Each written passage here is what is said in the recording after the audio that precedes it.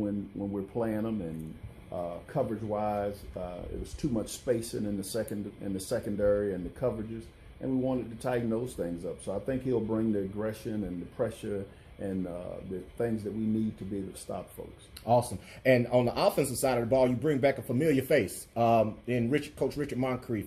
He's been here before coaching quarterbacks, and you bring him back on the staff coaching quarterbacks, and it's been about 5 years since he's been here. What do you think his addition to the program will be? Well, one of the problems that we've had in the program is developing a quarterback and finding that right guy. And when you have youth, you need experience somewhere, and the experience that we added was by coaching. We added Coach Moncrief because we across the country, he's known for developing talent at that position, such as Tavares, Jackson, those guys that he had there. And he's been doing a remarkable job of just increasing the football IQ of our quarterbacks, the fundamentals. You'll see much sharper and better decision making from that position because of him. And like I say, you kind of mentioned the other additions to the coaching staff that you've added. It was several additions and almost an overhaul. So right. What was the thought process behind that? I know you said you wanted more aggression on the defense, and Coach Moncrief brings in a lot more knowledge. What are some of the other position coaches that you brought in? What do you think their impact will be on the program? Well, again, it's it's the experience that we was able to bring with the new coaches that's coming in, and just from making assessments last year, the position it's not that our coaches weren't good coaches. Mm-hmm. The coaches that we had, plus the talent that we had, wasn't getting the result that we wanted. Mm-hmm. And in this business, it's not the NFL where I could just get rid of a bunch of players mm-hmm. and keep the coaches. So you have to find the players got to stay. So now you got to shake the coaches up to try to find somebody to get the most out of the players. And I think by bringing guys in that we have that we can look forward to a lot more enthusiasm in how we play, and a lot more playmakers being able to be developed. And like you say, this is a result-driven business, so you have to get results immediately.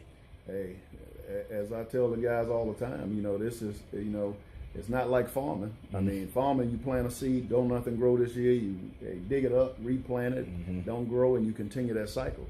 Here, they get rid of the farmer. So it's just a matter of time, that we have to be able to get fruit from our labor. There's a lot of investments that university is putting in programs, and they want results, and we have to find a way to give them results. Mm-hmm. And sticking on the coaches thing for a while, you brought in another coach, Lonnie Brown from mm-hmm. Alabama A&M, as their strength and conditioning coach.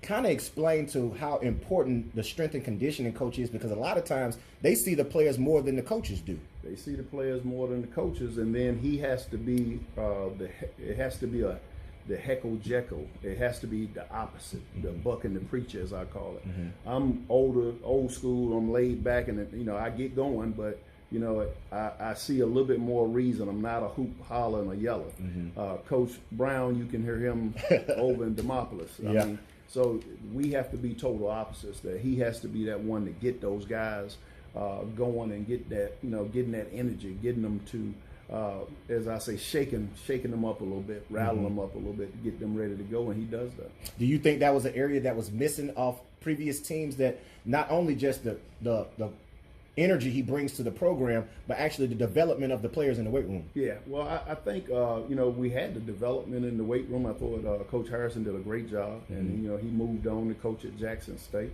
and I know he'll do well there. The key with Lonnie Brown is that Lonnie Brown matches me. Everybody that I had last year, the majority of those guys was inherited. Mm-hmm. So they were here coaching for Coach Jenkins, and then it ended up being my guys. Mm-hmm. And maybe it was just I couldn't get enough out of them. So, mm-hmm. Now I have the people that I selected that fit my personality and fit my program. And that's one key thing. A lot of people say when new coaches take over regimes, and with you had to take over during midway through a season. Right. So that was a total different thing. So just kind of explain a little bit more about how important it is to have cohesiveness with not only the players that you recruited, but also the coaches that you brought in. Last year I had players from Reggie Barlow area, Brian Jenkins area, mm-hmm. my area. Well, actually, I just at the end of the year was able to add my era guys with my first recruiting class, mm-hmm. and now I have Brian Jenkins players and my players, and so with the coaches, those coaches were Brian Jenkins coaches. And because I was able to get a contract out of being the interim, I felt that I owed it to them to give them a year to see if they fit what I wanted to do. And unfortunately, it didn't. So I had to make changes to get people that I want and that I feel that can do the best job for these young student athletes. That's awesome, Coach.